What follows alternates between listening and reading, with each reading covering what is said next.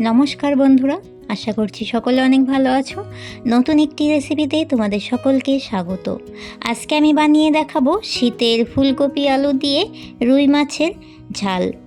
এইভাবে রুই মাছের ঝাল করার জন্য এখানে রুই মাছ নিয়ে নিয়েছি। রুই মাছগুলোকে পরিষ্কার করে ধুয়ে নিয়েছি। রুই মাছের ঝাল রান্না করার জন্য ফুলকপিগুলোকে আগে থেকেই কেটে ধুয়ে নিয়েছি। ফুলকপির শক্ত ডাঁটাটাকে একটু চিড়ে নিয়েছি যাতে ফুলকপিটা খুব ভালোভাবে রান্না হয়ে যায়। আলুগুলোকে এরকম সাইজ করে কেটে জলে ভিজিয়ে রেখেছি।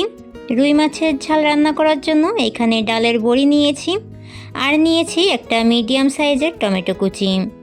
এই দিকে নিয়েছি গোটা জিরে, গুঁড়ো মশলা নিয়েছি লবণ, হলুদ, শুকনো লঙ্কার গুঁড়ো, ধনে গুঁড়ো। এই দিকে নিয়েছি কাঁচা লঙ্কা, আদা। মশলাগুলোকে মিক্সিতে পেস্ট করে নেব। তার আগে মশলাগুলোকে আমি 2 থেকে 3 মিনিটের জন্য ভিজিয়ে রেখে তারপরেই মশলাটাকে পেস্ট করে নিয়েছি। এবারে টমেটোগুলোকেও মিক্সিং জারে পেস্ট করে নিয়েছি। রুই মাছের ঝাল রান্না করার জন্য প্রথমে যেটা করতে হবে, কড়াইতে দিয়ে দিচ্ছি জল। জলে দিয়ে দিচ্ছি সামান্য পরিমাণ লবণ, দিয়ে দিচ্ছি আগে থেকে কেটে রাখা ফুলকপিগুলো, সামান্য হলুদ দিয়ে ফুলকপিগুলোকে 2 মিনিট মতো সেদ্ধ করে নেব। সেদ্ধ করে নিয়ে রুই মাছের তরকারি রান্না করলে তরকারিটা খেতে বেশি ভালো হয়। আমি এইখানে 2 মিনিটের জন্য ঢাকা দিয়েই সেদ্ধ করে নিয়েছিলাম। গ্যাসের আঁচটা হাই ফ্লেমে করে দিয়েই সেদ্ধটা করে নিয়েছি। ফুলকপিগুলো বেশি একটা সেদ্ধ হয়নি, 50% মতো ফুলকপিগুলোকে সেদ্ধ করে নিয়েছি। ফুলকপির জলটা ঝরাতে দিয়েছি। এইদিকে কেটে রাখা আলুগুলোতে দিয়ে দিচ্ছি সামান্য লবণ, হলুদ মেখে আলুগুলোকে আলাদা করে রেখে দেব। এবারে রুই মাছগুলোকে ভেজে নেওয়ার জন্য দিয়ে দিচ্ছি হলুদের গুঁড়ো, দিয়ে দিচ্ছি স্বাদ মতো লবণ, দিয়ে মাছগুলোকে ভালো করে মেখে নিয়ে মাছগুলো ভেজে নেব। তোমরা যারা প্রথম আমার চ্যানেলে আমার ভিডিও দেখছো, আমার চ্যানেলটিকে সাবস্ক্রাইব করে দিয়ে পাশে থাকা বেল আইকনটি অল করে রাখার অনুরোধ রইল, যাতে আমার নিত্য নতুন রেসিপিগুলো তোমরাই প্রথমে দেখতে পাও। মাছগুলোকে ভাজার জন্য কড়াইতে দিয়ে দিচ্ছি সাদা তেল। তেলটা খুব ভালো করে গরম করে নিয়ে গ্যাসের আঁচটা লো ফ্লেমে করে দিয়েই কিংবা মিডিয়াম করে রেখে মাছগুলোকে ভেজে নিতে হবে।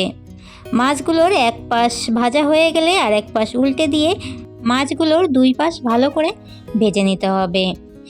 এইখানে মাছগুলো ভাজার জন্য আমি সাদা তেলের ব্যবহার করেছি। তোমরা চাইলে এখানে সর্ষের তেলেরও ব্যবহার করতে পারো।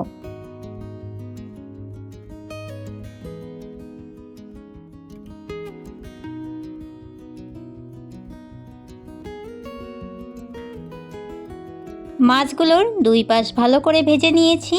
মাছগুলোকে তুলে নেব।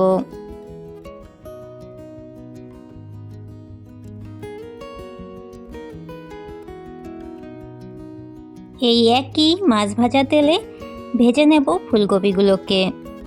জল ঝরিয়ে রাখা ফুলকপিগুলোতে দিয়ে দিচ্ছি সামান্য পরিমাণ হলুদ।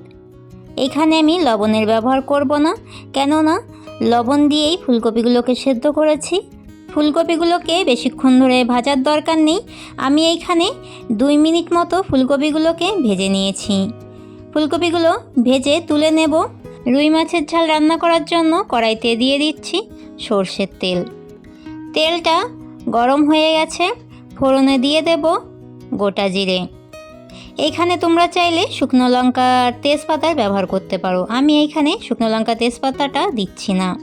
জিরেগুলো ভেজে নিয়ে দিয়ে দিচ্ছি আগে থেকে লবণ হলুদ মাখিয়ে রাখা আলুগুলোর সাথে দিয়ে দিচ্ছি ডালের বড়িগুলো।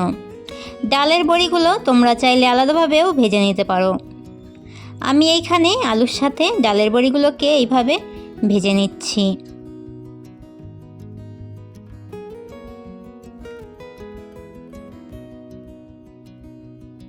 ডালের বড়ি আর আলুটা 2 মিনিট মতো ভেজে নিয়েছি। এবারে দিয়ে দিচ্ছি আগে থেকে পেস্ট করে রাখা কাঁচা লঙ্কা, আদা, জিরে। দিয়ে দিচ্ছি সামান্য জল দিয়ে মশলাগুলোকে ভালো করে কষিয়ে নেব। মশলাগুলোকে 2 মিনিট মতো কষিয়ে নেওয়ার পরে দিয়ে দিচ্ছি লবণ, হলুদ, শুকনো লঙ্কার গুঁড়ো, ধনে গুঁড়ো। লবণটা তোমরা তোমাদের স্বাদ মতো দিয়ে দেবে। আলুগুলোর সাথে মশলাগুলোকে আরও 2 মিনিট মতো কষিয়ে নিয়ে দিয়ে দিচ্ছি আগে থেকে ভেজে রাখা ফুলকপিগুলো। মশলাগুলোর সাথে ফুলকপিগুলোকেও ভালো করে কষিয়ে নিয়েছি। এবারে দিয়ে দিচ্ছি আগে থেকে পেস্ট করে রাখা টমেটো। তোমরা যদি এইখানে টমেটোর পেস্ট না দিতে চাও তাহলে টমেটো কুচিটাও ব্যবহার করতে পারো। সব সবজিগুলোর সাথে মশলাটাকে খুব ভালো করে কষিয়ে নিয়েছি। এবারে দিয়ে দেব পরিমাণ মতো জল।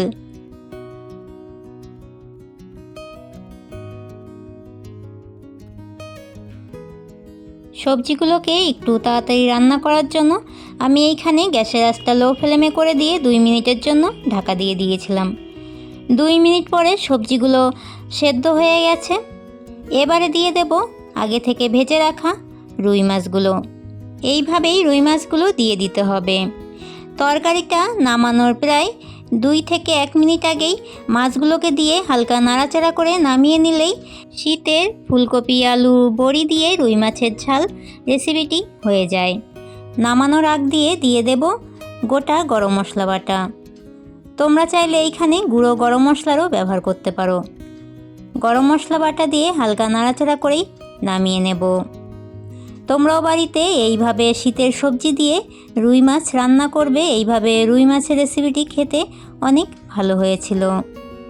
আমার এই রেসিপিটি তোমাদের কাছে কেমন লাগলো অবশ্যই একটি লাইক কমেন্ট শেয়ার করে দিয়ে জানিও। আজকের মতো এতটাই। আবারও দেখা হবে নতুন একটি রেসিপির সাথে আগামী দিন।